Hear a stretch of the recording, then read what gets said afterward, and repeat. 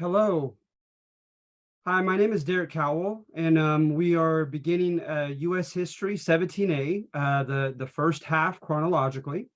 We'll go through Reconstruction at the end of the Civil War, and we begin with prehistory, pre-written history, and to the Native Americans before the arrival of Columbus, so pre-Columbian Native Americans. I don't know if you've had a chance yet to look at the argumentative format of my assignments, but I can pretty much promise you that you will get used to them very quickly.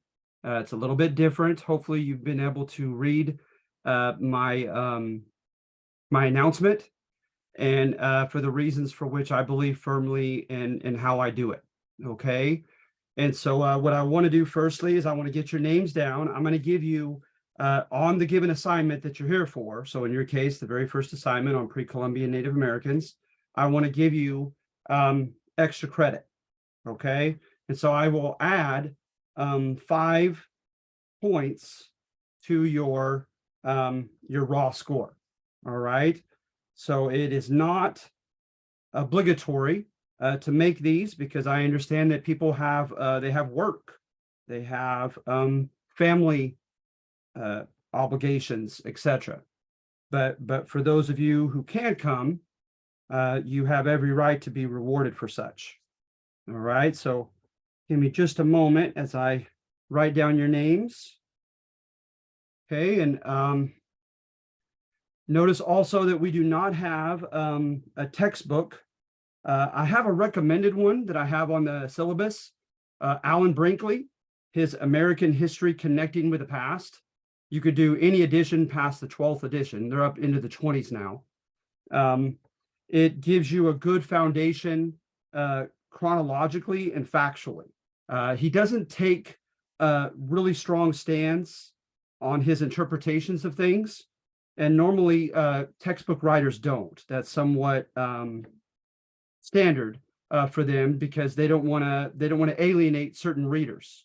So they kind of have a middle of the road, bring up 2 different possible interpretations at once, etc. And I am similar to that, but yet not. Is the handouts that you see have definitive theses, right?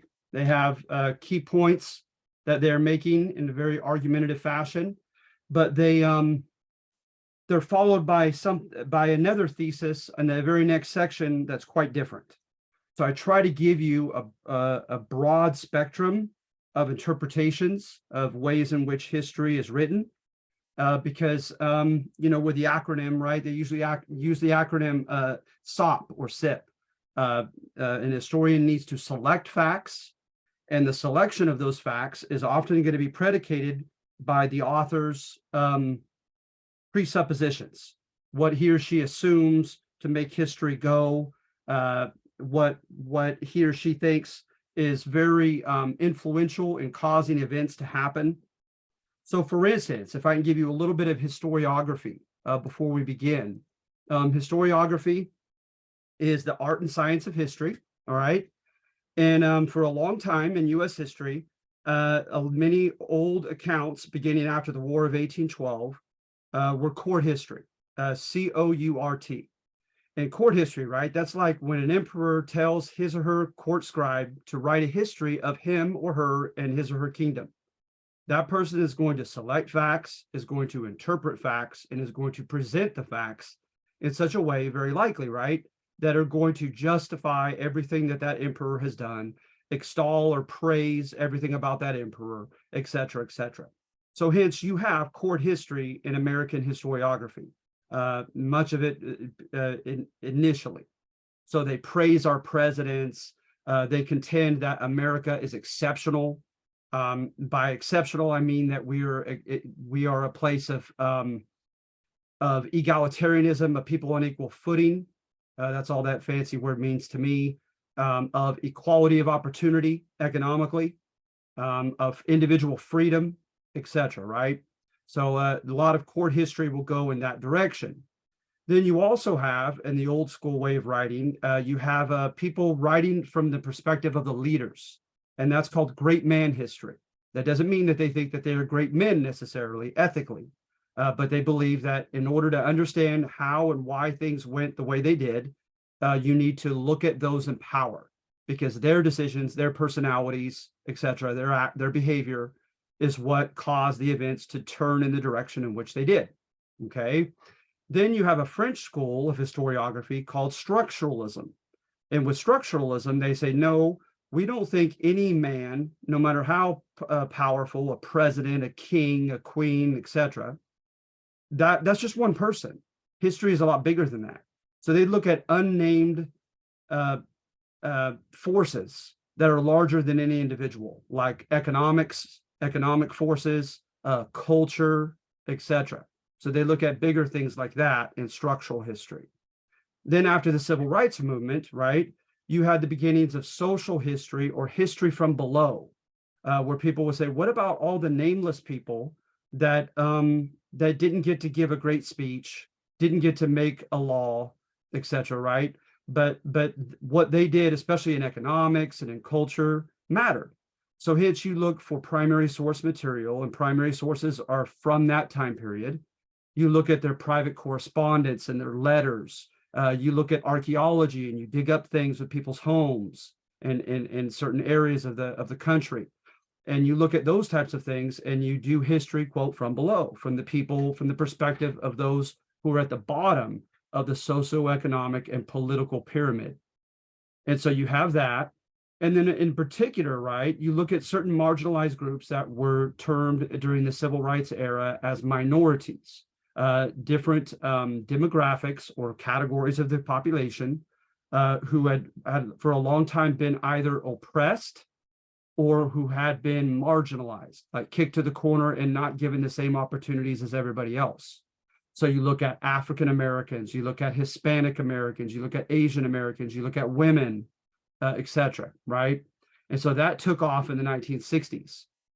So anything, I'll mention it often, that wants to revise the rose-colored romantic court great man histories initially written, that would be termed revisionist. They want to change or revise those romantic images. And so oftentimes, right, for instance, with court history, they oftentimes assume that it was ideals and beliefs that led our leaders to make this or that decision. Oftentimes revisionists focus more on economics and power, which they call conflict theory, right? And so with conflict theory, you look at winners and losers, people vying for power in the three main categories that we borrow from sociology and history: political realm, the economic realm, and the social realm. Okay, so you look at those who have won politically to gain control of government and to dictate law, etc., and policy. You look at those who have gained the lion's share of resources and wealth and had people work for them, etc. And those, a fancy word they use is hegemony or domination, economic domination. And then you look at those also who, and sometimes it's the same demographic, it's the same group, who have won socially, who are able to dictate culture, normative behavior, values, what's considered taboo and acceptable, and all of that. That is a form of power, they say. So at any rate, they look at that, right? And what they do in conflict theory is they turn it around from court history, and they contend that those who have won historically, they oftentimes make villains of them, that the bad guys won. And so they try to elicit your sympathy for those who have lost, for different marginalized and oppressed groups that have not won economically, socially, and politically. Okay. But then, especially with the African-American historians, they didn't like ending the story there, right? Because they thought that was too depressing. It was too, there was not a lot of utility to that. And so what they wanted to go a step further in showing how different demographics have been victimized, they show their agency. That's a big word in history. And with agency, that shows a group that heretofore has been kind of made into a passive victim in some of the historical interpretations, showing what they did and how what they did mattered, that they were human agents, free moral agents like anybody else, and they made decisions that mattered as well. So an example of highlighting agency would be perhaps the economic contributions and the social and cultural contributions of slaves on Southern plantations, right? That would be an example of their agency.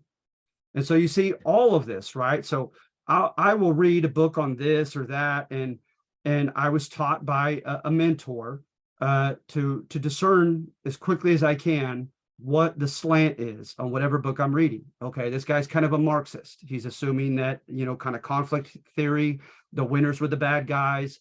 The capitalist system is inherently parasitical, that for those to have won, others had to have suffered and lost, and they want to elicit your sympathy for those who have lost.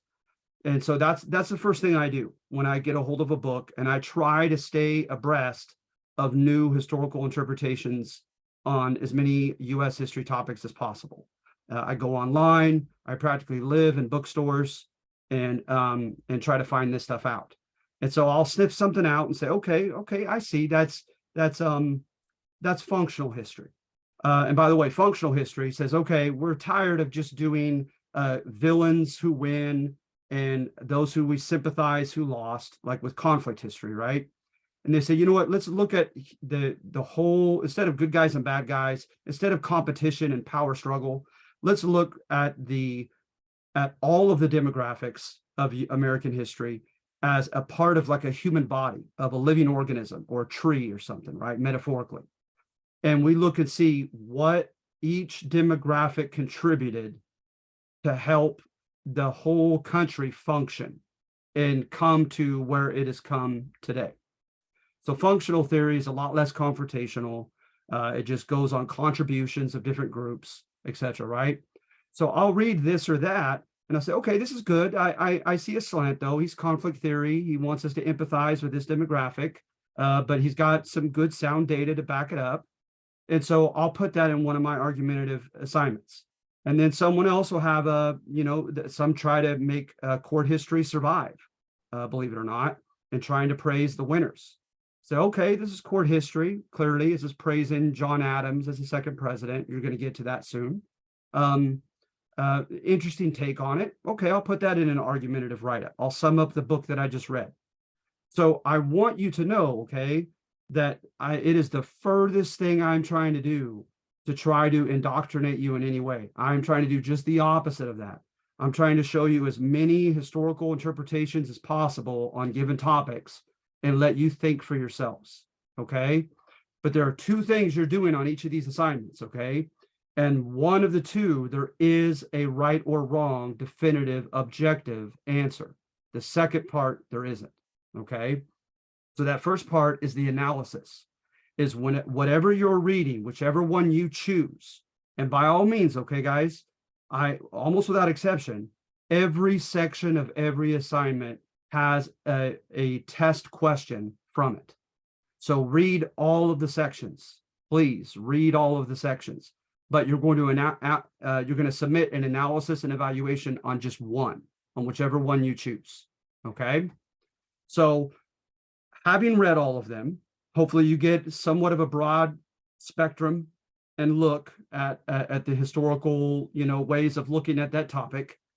And then not to mention, I like to think you could also trust the data, okay? The data that I use to support whatever one-sided argument, that data it seems to have been confirmed by a respectable historian, all right? So you don't have to worry about me tricking you with false information or anything like that.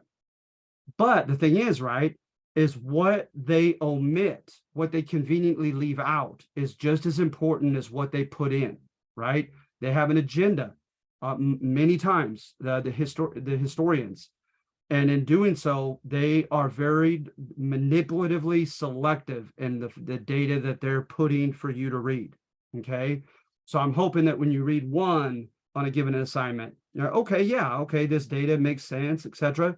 But number 2 and 3, number 1 left that stuff out. And that makes it a lot more interesting. That makes it a lot more complex, right?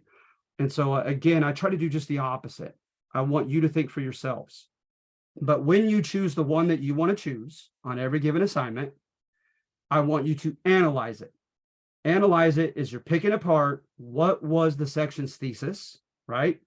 What was a thesis? and what data, what major types of logic were used to defend that thesis. So with that, right, there is a definitive answer that I'm looking for. There was clearly a thesis that I intended for each section, and there clearly was supportive data that I tried to use to enhance or justify it, right, to support it. So I want to see that you can derive that from the section. And so hence you can get that right or you can get that wrong. Then, however, your evaluation, that is completely up to you, okay? That is saying on the second part, do you think it was or was not credible, believable? And of course, I care not what direction you go on the second part, but I would like you to briefly defend why or why not, okay? What you thought was kind of one-sided, kind of weak about the argument, etc. Please defend that in your evaluation, and by all means, go your own direction on the second part. And I will not ever, I grade you on that second part on how well you defend your claim. I could care less what your claim is. I could care less if you disagree with every thesis I put forward, all right? Because remember, they're not necessarily mine. Almost never are they, actually, personally. It's an interesting book I read and I summarized, or an interesting lecture that I had sat under years ago under a very opinionated professor, okay? So I won't take that part personally at all. You do whatever you want to do on that. So if I may, on the pre-Columbian natives, I don't know if you've had time yet, but I gave a sample response to number 1. All right. So let's see here. The quest to decipher a thorough, accurate portrayal of Native American history before the arrival of Columbus has frustratingly been wrought with ambiguity or uncertainty and complexity. Scientific methods and tools have helped the quest to put together an historical narrative, but they still fail to equip contemporary academia with sufficient knowledge to achieve consensus concerning many facets of Native American history. Studying Native American history before the arrival of Europeans conveys the frustrating and humbling reality that science can only get us so far. So you see what my thesis is right away, right? As I'm kind of doing the granted but approach, right? So I'm going to say, you know what? It's pretty impressive what science has as far as tools in trying to discern the past. Okay, and I'm going to give some examples right after this. Nevertheless, the tools have not sufficed. They've not been good enough. They've not been accurate enough. They have not been sufficient in giving us a definitive sense of consensus or agreement as to what happened when with Native Americans before the arrival of the Euros, of the Euro-Americans or Europeans in the 1490s. All right. So I talk about some impressive gains here, right? Tree ring dating, dendrochronology, carbon-14 dating, right? Thermoluminescence dating, when they could tell when something, how long ago something, clay has been heated. Suboceanic isotopic analysis, that is to discern ice ages and roughly when at the bottom of the sea. Palynology is pollen analysis, and pollen supposedly has a very, very incredible durable nature to it, where they could discern pollen from centuries ago. Epidemiology, the study of diseases, molecular and evolutionary biology, microsatellite analysis, stratigraphy. Stratigraphy is interesting to me. You look at certain levels underneath the ground, and when they hit limestone or hardpan, they stop. And at that same level, they have the same amount of the basic soil nutrients like nitrogen and phosphorus. And they'll have this very similar molecular or chemical composition. So then if also you look at the amount of carbon-14 left in the bones of humans, the bones of the megafauna, let's say, like the woolly mammoths and the mastodons, etc., right? They found them at the same level with the same, like I said, chemical composition of the soil at the same level underneath the ground. And they've been carbon dated, carbon 14 dated roughly at the same time. So we make the conclusion from that, right? That mankind were contemporaries with the big animals, with the megafauna, at the end of the last ice age, through the Archaic period, as they call it. Okay, so we're talking like 8,000 BC. And so we were also fortunate that we found very intelligently designed arrow tips lodged into the rib cages of mastodons, with humans buried at that same level as well. So, a lot of telltale signs that man hunted and lived with as a contemporary, the megafauna, the major animals that died out just a few centuries after the last ice age. And to this day, were they overhunted? Was there some type of natural catastrophe? Did they go without food and water, and the humans managed to survive without them, etc.? They're still not in agreement. All right. But then I say, but look at the things that can go wrong. Carbon dating necessitates the assumption that the amount of C14 present in the atmosphere has remained constant, which Dr. Jane McIntosh contends is not the case due to the burning of fossil fuels and nuclear explosions. She includes that radioactive decay is a random process and cannot be predicted with certainty. So much for having a sense of certainty with carbon-14 dating. All right. Then dendrochronology. The trees must be sensitive and not complacent. And complacent is not of uniform width. It must be of uniform width. The historical edifice that you're studying, what if it's built and buttressed with newer wood upon older wood? Those types of things. And you have aberrations in the tree rings, false rings, etc. All those things could lead you to an erroneous conclusion using trying to date wood. Okay. Let's see here. Scientists questioned to decipher when plants were first hybridized and to develop a chronological narrative. So the famous one, right, is Teosinte, with a couple other things to provide corn that the Native Americans devised, right? So the dissemination of cultivating certain crops, paleontology, right, suffers from a present scarcity of institutions and dedicated scientists, as well as from limited technology. So now I'm throwing holes in these methods, right? I'm throwing doubt upon them. And then the major one, right, is C. Vance Haynes. C. Vance Haynes contended that about 13,000 years ago, during the Wisconsin or latest ice age, that Native Americans traveled across the Bering Sea on land because of water displacement, okay? And that they came between what they believed to have been from the erosion of recession of the icebergs in the ice sheets. They would collect rocks in them, these ice sheets, and as they would recede, the rocks would form these big, deep canyons and leave evidence of their recession. And so, at any rate, we have evidence. They named them and everything: the Laurentide sheet and the Cordilleran sheet.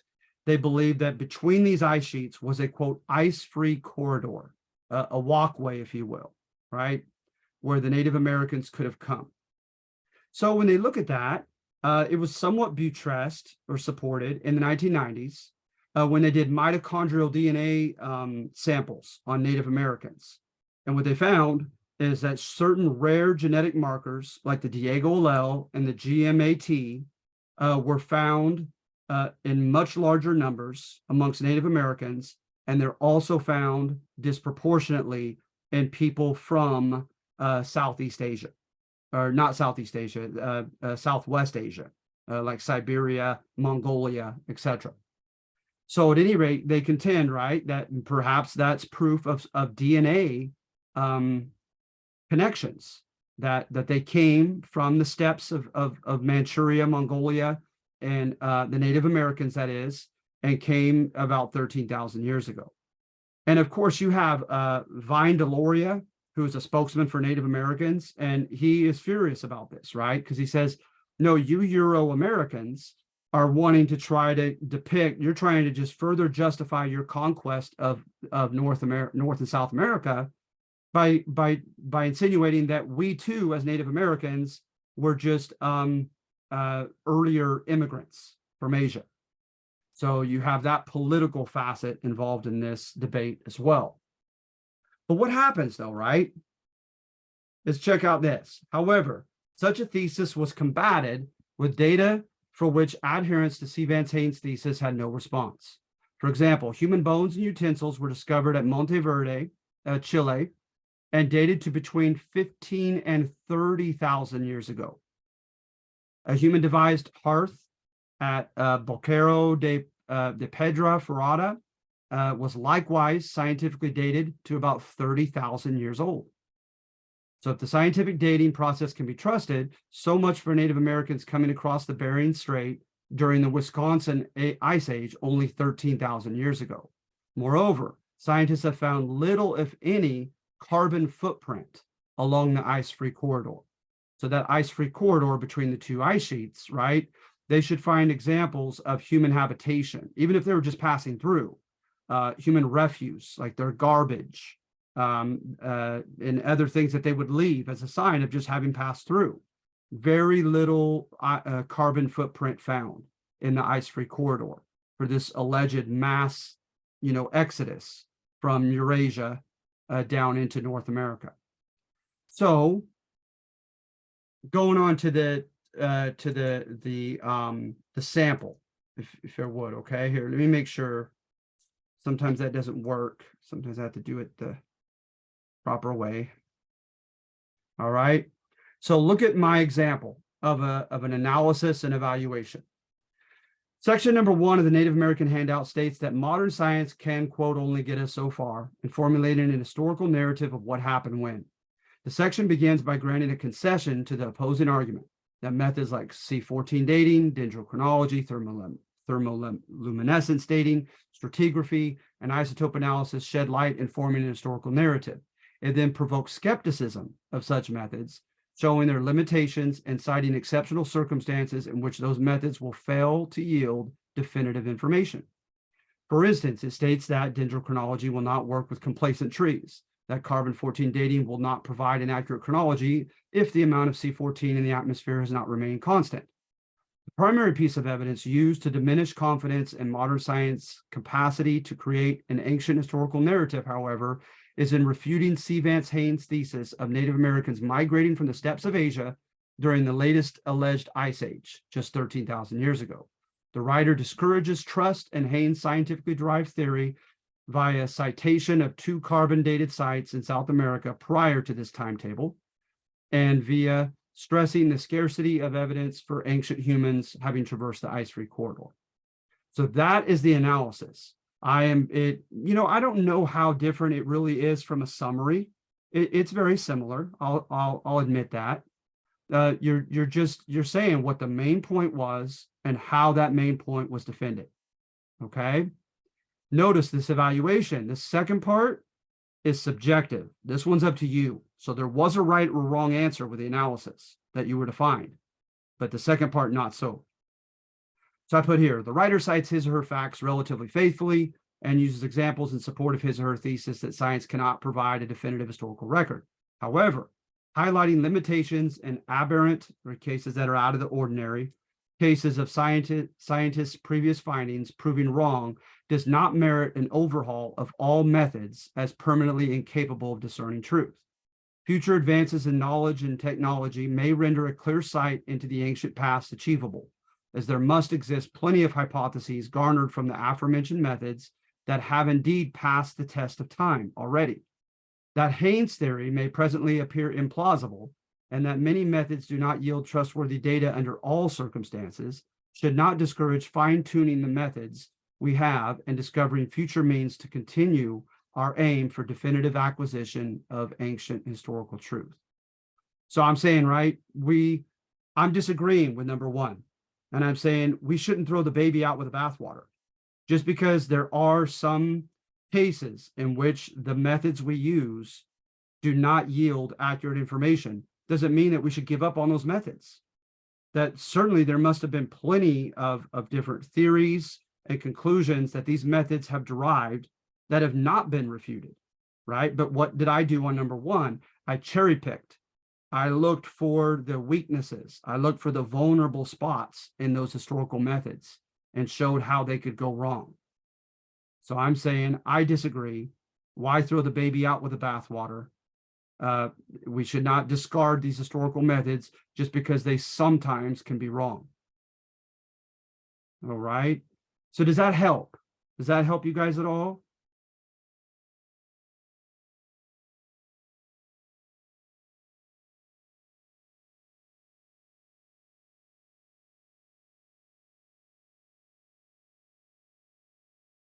So by all means, unmute yourself. Feel free to unmute yourself and ask me a question or make a claim. If this isn't clear, please let me know, okay? I need to know and try to further explain it. So what I'm going to do is I'm going to go back to the assignment and I'm going to tell you just generically about the other numbers. Now here, right, here's where I try to do a balance. Is I don't want to do it for you, okay? But I want you to have I want you to be rewarded for coming here today and have a general idea of what you're going to be looking for if you have not yet read this stuff, okay? So somewhere I'm trying to meet you somewhere in the middle. So with number two, right, I try to give much away with the thesis on top, with the title. Historical investigation causes Native American stereotypes to crumble. All right. So with Euro-Americans and Europeans, when they came here, they had their own measuring stick, their own barometer that they were using, okay, to decide just how civilized they thought the Native Americans were. Now, right off the bat, that should pose a sense of skepticism in you, right? Because why do they get to make the deciding barometer, right? Why not choose, for instance, allocation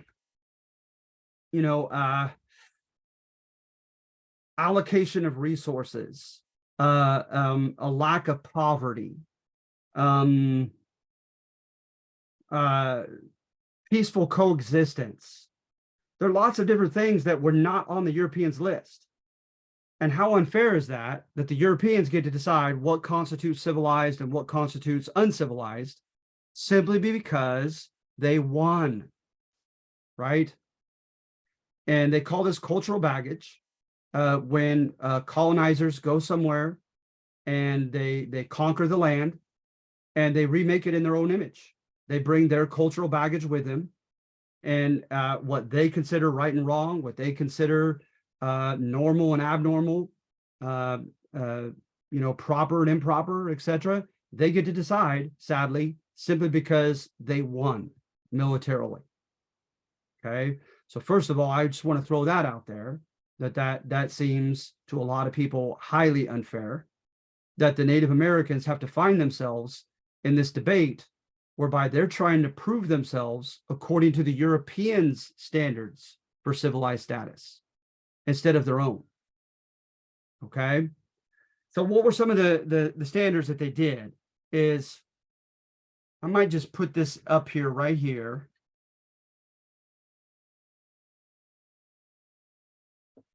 To me, from what I've read, okay, this is what I've kind of summed up, and I hope I'm not misleading anybody.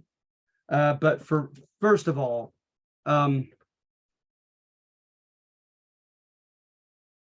hope you can see that.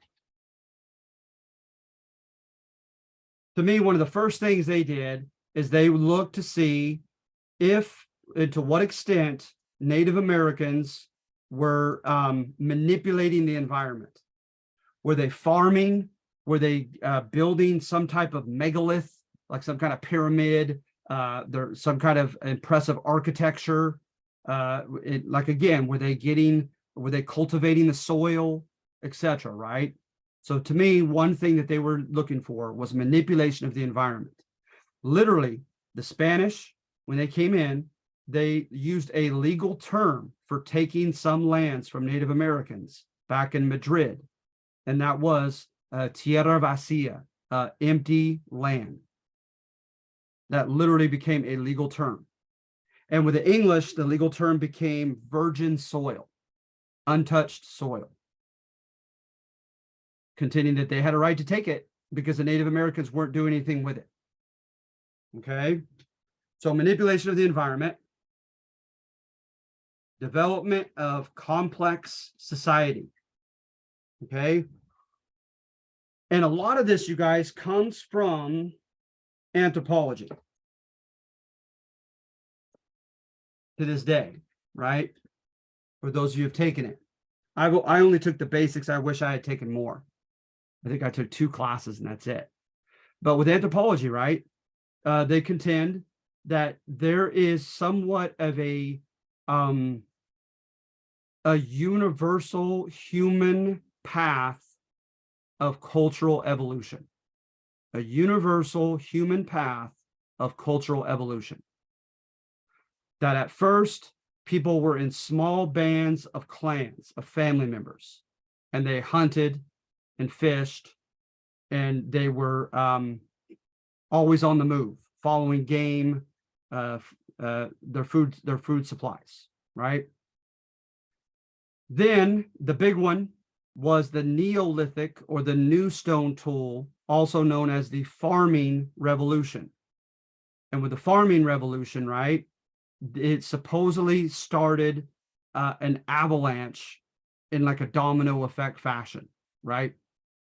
That firstly, right, if you are going to rely upon crops to live, to subsist, okay, firstly, you need someone who could command labor to make sure that people are doing their part to be able to feed the whole village, to feed the whole city, etc.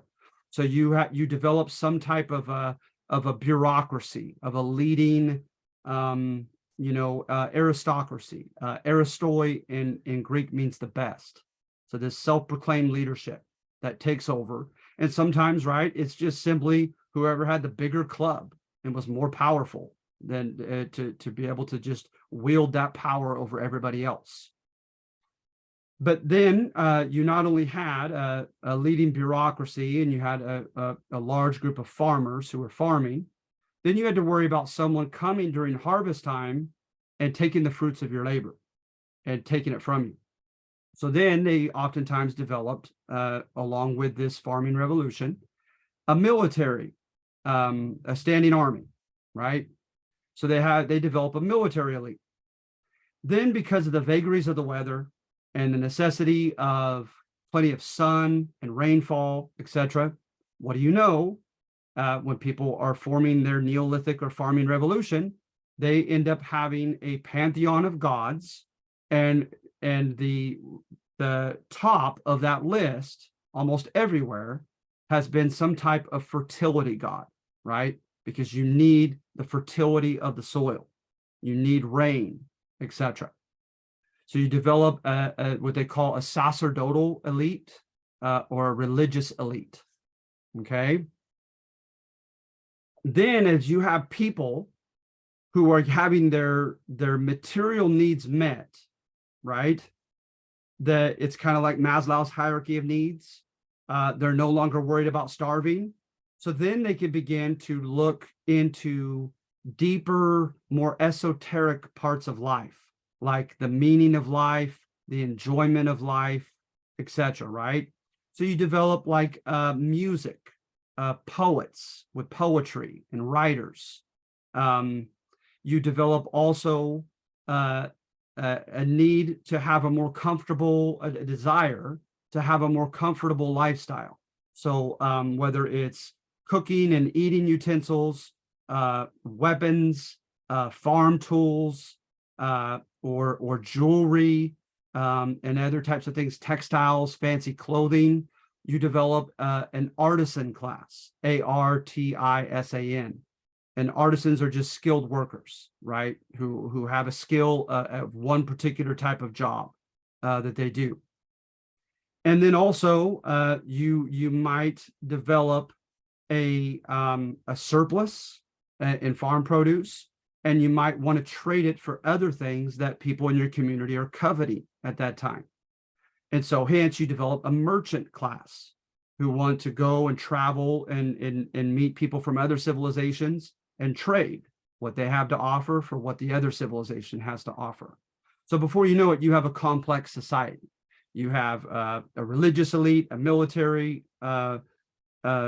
standing military, a bureaucracy, farmers, artisans or skilled workers, merchants, etc. Okay, and also kind of an intelligentsia, a group of people that are connected to the arts and letters and like the higher things of life, like ontology, like what is the meaning of existence? Why are we here? So they might write like mythology and different things. Okay. So then in addition to development of complex society is you have, as I mentioned, artistic and scientific discovery or endeavors. Okay, so you have that as well.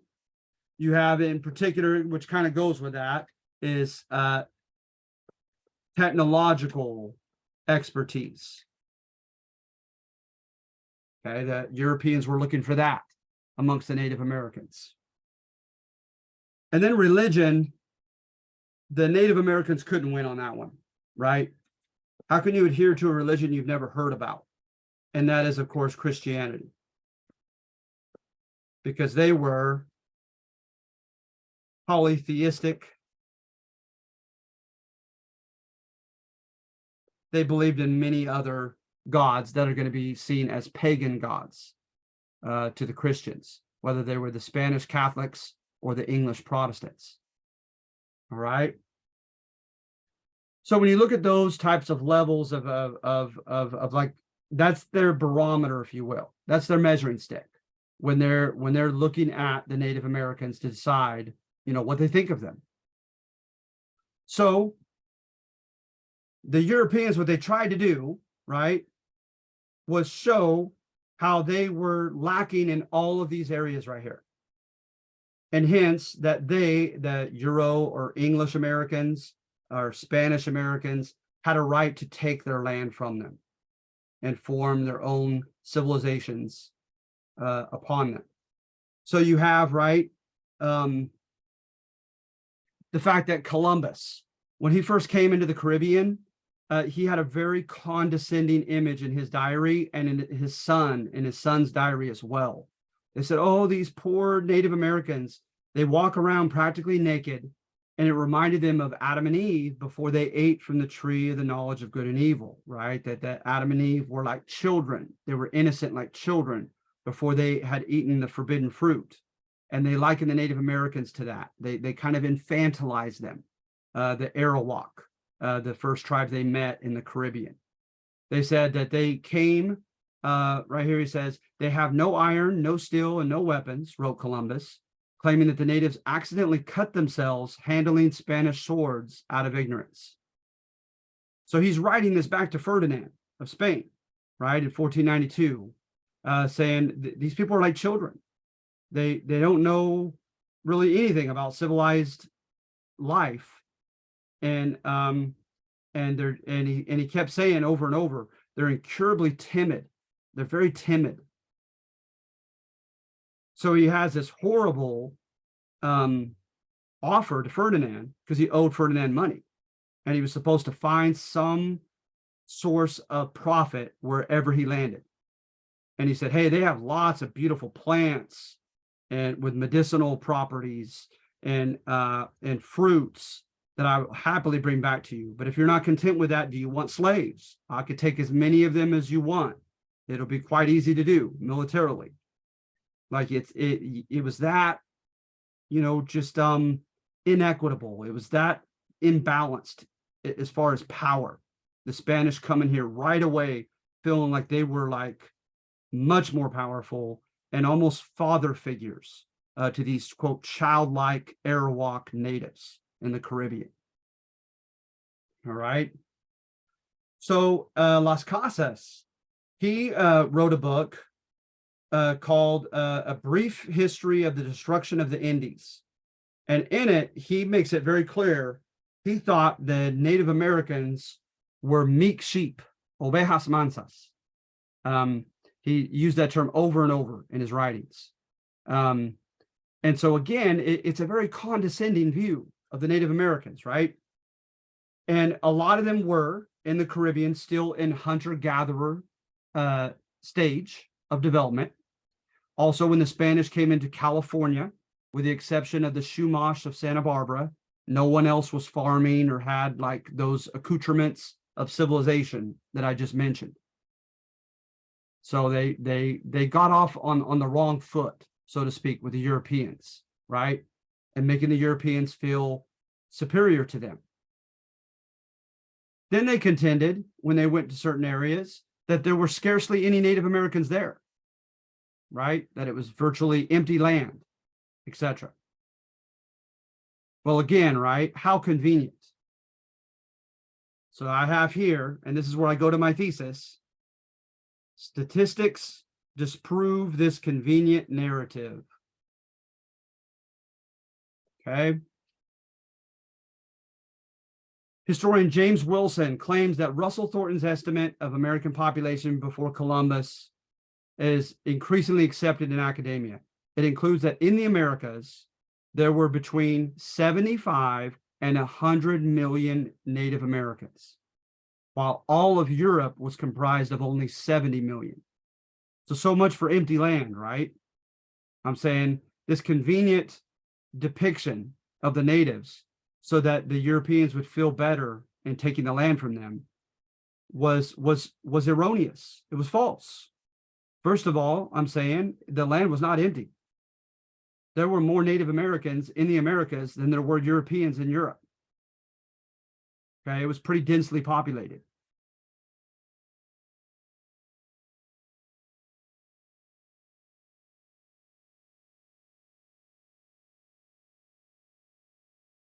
Okay, so look at this. Evidence for farming, or the Neolithic or New Stone Tool Revolution, farming revolution, date back as early as 9,500 to 3,000 years ago in present-day Mexico. All right. Now remember, when were the great civilizations in the old world? Around 3,000 BC, right? Mesopotamia in the Near East, Egypt, China on the Yellow River. Okay. Richard McNeish's famous expedition into Tamaulipas, Mexico, concluded that the aforementioned time frame, 9,500 to 3,000 years ago, hosted the origins of initially domesticated plants like gourds, peppers, and pumpkins, to almost complete dependence upon cultivated crops like corn, beans, and squash. They were called the Three Sisters because they were so commonly found throughout the Americas: corn, beans, and squash. And remember, corn was a hybrid plant. It was humanly devised. Okay. Let's see here. Knowledge and use of cultivation obviously spread. McNeish's partners deducted that by 5,400 years ago, inhabitants of the current state of Puebla, Mexico, derived at least 30% of their food intake from agriculture. And in South America, it boasted corn production as early as 3,500 years ago, and cotton 5,000 years past. So there's a book called 1491, and hence, right, it's before 1492, before the Europeans got here. The Accomplishments of Native Americans by a guy named Thomas C. Mann.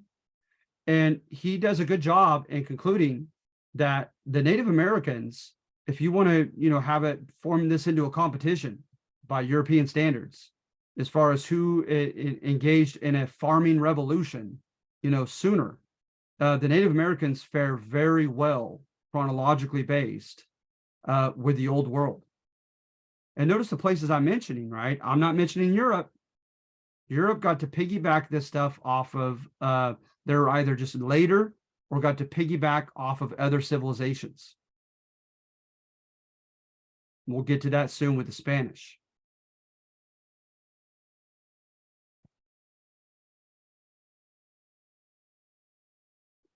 So let's see here. I'll see man's assertion. And so I kind of mentioned that the domino effect of things being devised shortly after farming. Between approximately 1700 and 1200 BC, towns and ceremonial centers surrounded by cultivated corn are believed to have thrived in several regions in Mexico, in Honduras, Ecuador, and Guatemala. Nevertheless, the stone megaliths and intellectual feats of the Olmec render their sites more readily identifiable to modern archaeologists. So oftentimes we look at the Olmec first, chronologically, right, by 1800 BC. Constructed impressive edifices. Remember, they had the big stone heads wearing the helmets. Places like San Lorenzo and La Venta. They were made of basalt, 8 feet high and weighed 20 tons. They had plastered step pyramids and stelae. Okay, stelae are impressive. All right, they give us some of the information we have in Central America.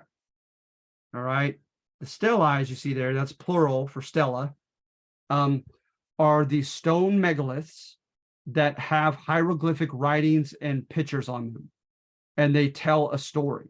They're basically the same thing that of the stelae in Mesopotamia, right? By the Assyrians and the Sumerians and others there, is they would have like, they would go from top to bottom or bottom to top. I can't remember which way, but they would have a key event that's being depicted. So, for instance, they would have a man with Tlaloc, the rain and thunder gods of the Maya, goggles on, and he is stepping on the chest of a man in a feathered headdress. And the man in the feathered headdress is from the Valley of Mexico. So it could have been at that time the Miztec, the Zapotec, one of the really early predecessors to the Aztec. And at any rate, it's showing right in that picture that this person, that the Mayan king at that time defeated the Zapotec leader. And then they would have numbers there above or oftentimes beneath the picture. And the numbers, right, that we found out the Mayan code in the 1970s. Someone finally broke it, a guy named Michael Coe. They have a number, then they have a picture, a hieroglyph, a pictograph, a picture of some sort. Then they have a phonetic sound. And all three of them would go together to make a statement. And all three of them were together and forming a 52-year cycle of days of the year with their calendar. And their knowledge of the planet Venus was big to them. Their knowledge of lunar and solar eclipses, of the solstice, the shortest and longest days in relation to the sun, and our declination from it. They were amazing in what they knew astronomically. But on these stelae, right, they would have a number and say, okay, a line was 5 years and a dot is 1. So if you have a line and 3 dots above it, it's saying 8 years later, this event happened. And then when you get from the bottom number, if it goes to a higher one, you devise the number that's there and you multiply it by 20. And then if it's at the third level, it's 20 times 20, so that their numbers can go up to an astronomically high number. And so we finally cracked the code, and we could discern from their stelae what they contended, like how many years after this event, another event happened, et cetera, et cetera. But their knowledge of mathematics and astronomy was largely derived. They started from Olmec technology, supposedly, the Maya, And they call it the classic period because they say it is the absolute utmost highest peak of Native American civilized developments were with the Maya, which was roughly about 250 AD, they think, to about 800 AD. All right. So at any rate, complex societies. Let's see here. Sophisticated Maya writing system. So notice what I'm doing, right, is I'm trying to disprove what the Europeans depicted. I'm saying, no, the Native Americans, even on a time scale compared to that of Europe, they did pretty darn well, according to this European barometer, even, as far as what they came up with. So you could look at Monte Alban, Tikal, Teotihuacan, centuries before Christ, and just amazing what they devised. Their knowledge of astronomy and mathematics and architecture alone. And of course, irrigated farming. Right, so let's see here. And then, of course, on the arrival of the Spanish in the early 1500s AD, the Aztec had refined many of the predecessors' achievements with a massive population, paved streets, drawbridges, aqueduct system, limestone pyramids, a two-tiered public school system, a complex religion, a library, a hospital, a zoo, and a cultural affinity for noblesse oblige. The nobility in the Aztec had to serve and protect those beneath them. And then I say, even though it's less impressive above the US border, you still have plenty of evidence to support this claim as well. It's just later chronologically, okay? Because a lot of this stuff that we're talking about was, like I said, BC, and with the Maya up till about 800 AD. But here, ironically, right, one of the first places you could find is in the arid, the dry, the desert-like Southwest, like the four corners of Arizona, New Mexico, Colorado, and Utah. They had Mesa Grande, Snaketown, Casa Grande, Chaco Canyon, Pueblo Bonito. Look any of these up, and it's amazing. They hosted thousands of inhabitants and boasted an astronomically oriented system of roads paved with hardened calcium carbonate along longitude lines from the equator, as measured at the summer and winter solstice, carefully placed way stations for supplies, protection, and communication, cultivation of multiple crops, an ingenious irrigation system, reservoirs, dams, canals. They had astronomical observatories. Okay. And they had petroglyphic evidence of knowledge of solstices, equinoxes, and other phenomenon regarding the movement of celestial bodies. They did dental work. Their artisanry was impressive. And then in the Mississippi, I'm looking forward, you guys, to finding out more about the Adena, Adena. The Adena were very early along the Mississippi River. We're talking BC. And they may have had kilns. Some people believe that they date back to the Adena. The kilns, right, where they would engage in metallurgical work and mine minerals and like copper and other things. So you had large scale irrigated farming, textiles, pottery tools, weapons, other paraphernalia of urban culture. Like I said, kilns, they had coins. They were semi-sedentary, where they lived in about 3 different places a year.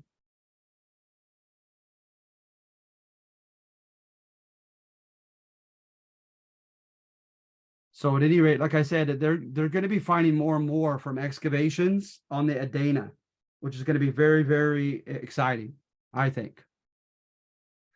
They used these mounds, these big soil pyramids that you could still see at Cahokia outside of St. Louis, Missouri.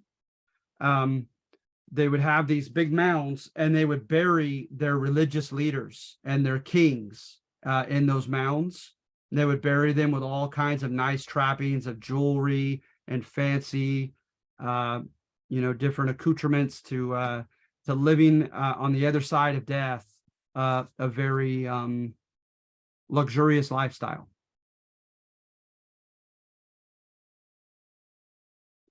And then the Iroquois. They had large populations, but this was later, admittedly, like around the 1300s AD. They had semi-sedentary agricultural commercial empire. They had a pretty much something close to a federal republic, like our government, and a UN for adjudicating disputes with other tribes. A lot of people are impressed with the Iroquois also is that they shared a lot. There was no poverty amongst them because they would get together. They were seated in clans in these large buildings, and they shared. They shared all the errands of cultivating the corn and the crops. They fed and ate together out of one big pot. As far as weapons and tools and other things, they used them as needed and would drop them in a common spot for the next person that needed them to take them. And so some historians are kind of, especially those who kind of lean to the left and like the idea of socialism, they look at the Iroquois and they're impressed by the way that they shared things and no one lived in poverty amongst them.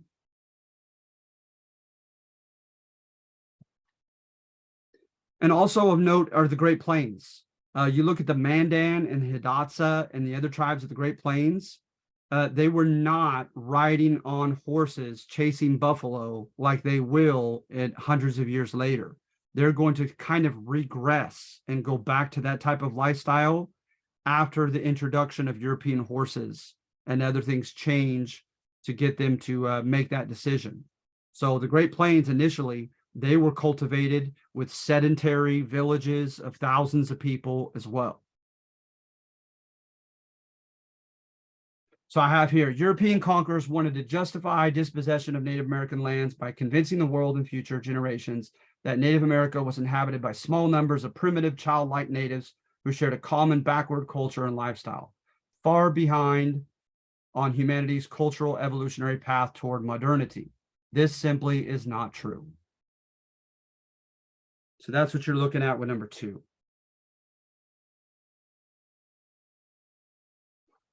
Okay, with number 3, I may not go as in depth on 3, okay? I'll let you read it.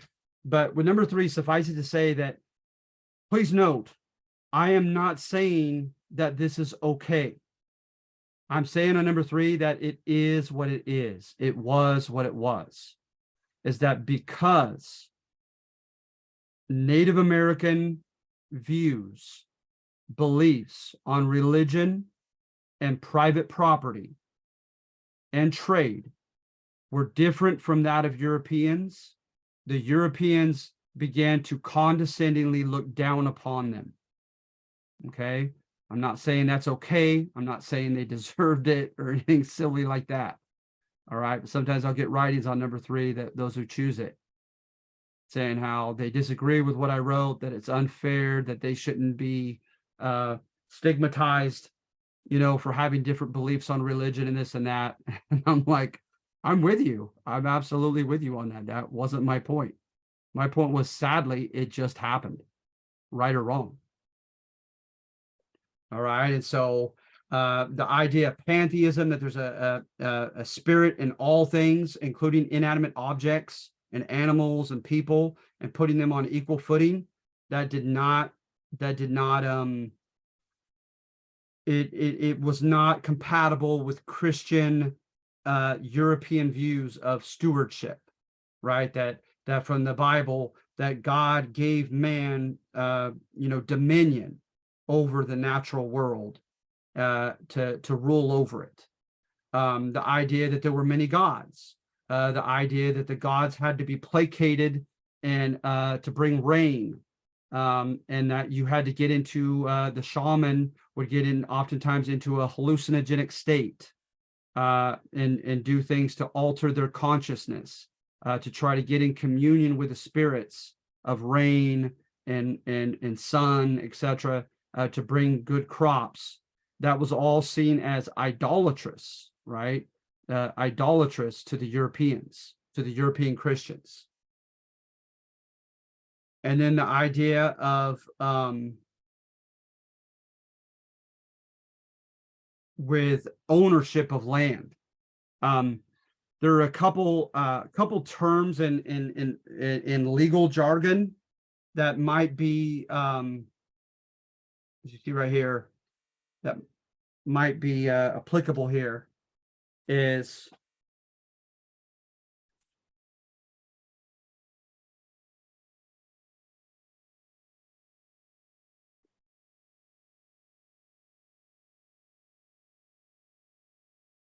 all right, from the medieval time period, right? That first term, usufruct, applied when it was clear that you did not own the land, but you had a right to use it as some type of like a sharecropper, for instance, right? And grow your food on another man's land. Okay, you could sometimes use the land, but it was clear that you didn't own it. The second one, right, connotes our modern notion of ownership. If you're the proprietor, you legally own that property. Well, with the natives, right, there's evidence to suggest in their first interactions with the English, with the Dutch, as well as with the Spanish, is they assumed this one right here. So when they made treaties, they would say, yeah, of course, we'll sign that land to you. You can use it.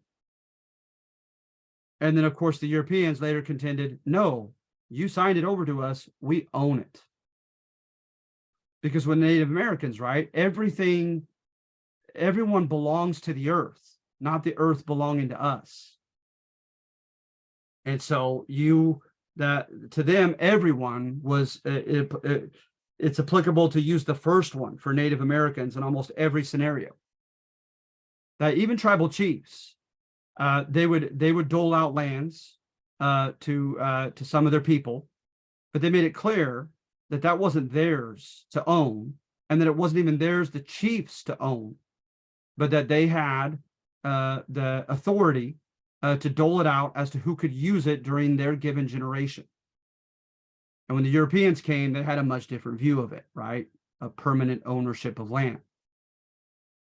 So because of this, also, the Europeans are going to look condescendingly on the Native Americans and take advantage of them, because they didn't have a modern notion of proprietary ownership of land, of private property.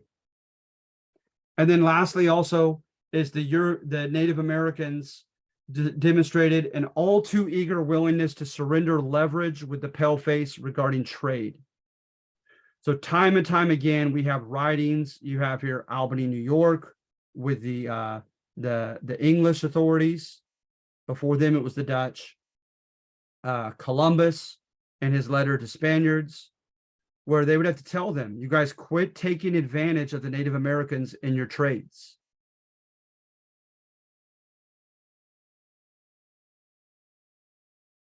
So for those three reasons, okay, because of the Native Americans' views on religion, because of their views of proprietorship of land, and because of their not being tough enough as far as their demands in trade with the paleface, with the white man coming in, the Europeans, they were taken advantage of and looked down upon.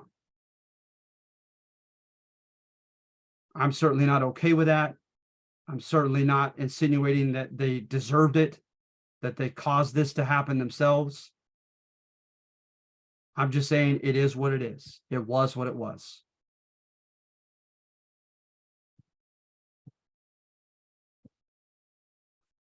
All right. So does anybody have any questions or comments on 1 through 3? So remember, please read all 3, and please choose to analyze and evaluate one of them.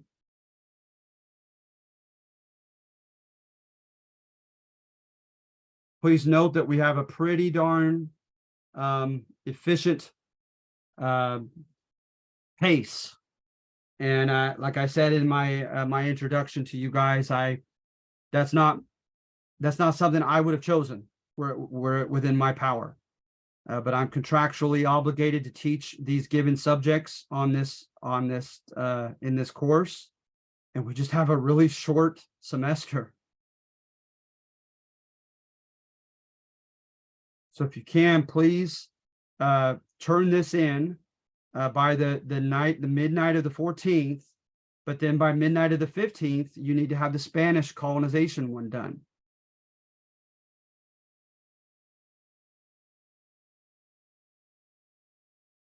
And I will meet with you on Wednesday, and we'll go over the Spanish colonization one, also known as the Black Legend.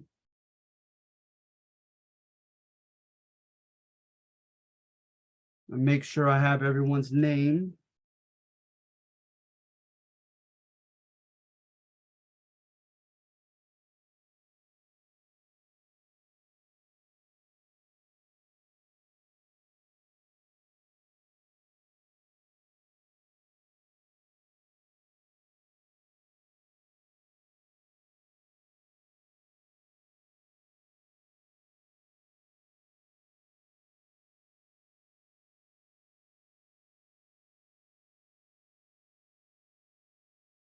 All right, I think I have everyone's name.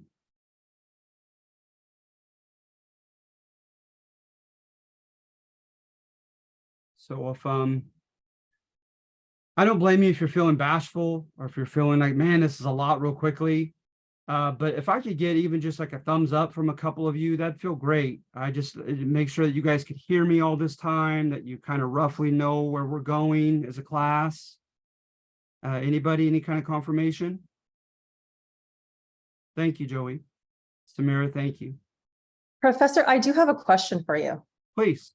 Okay, I wanted to find out, so since I know that it's a pretty tight schedule, and I noticed that, you know, some of the assignments are pretty much open by a certain time frame. So are we able to work ahead on some of those too? You are.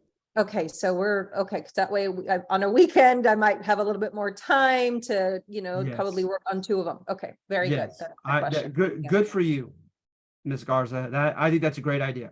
Okay. And please also remember, you don't have to wait for my my Zooms either. If you put my name in on YouTube and put in the topic, you'll find a previous semester's talk that I'm pretty much just going to replicate with you guys. So yeah, by all means, you could even use video help before we do it together. So yeah, I think that's a great idea. By all means, if you have a chance to buy yourself some time, why not? Okay, thank you. Okay, guys. Well, it's nice to meet you. Thank you for showing up the very first day. That says a lot. My Delta summer classes are always impressive. They really are, and I expect you guys to be no different. But if you guys have any questions, like I said, please use Canvas Messenger. And then if it's really an emergency, I have a cell phone number on the syllabus. All right, but please kind of revert to that just if it's an emergency, if you don't mind. Okay. So if that's okay with you guys, I'll go ahead and bid you adieu until Wednesday, okay?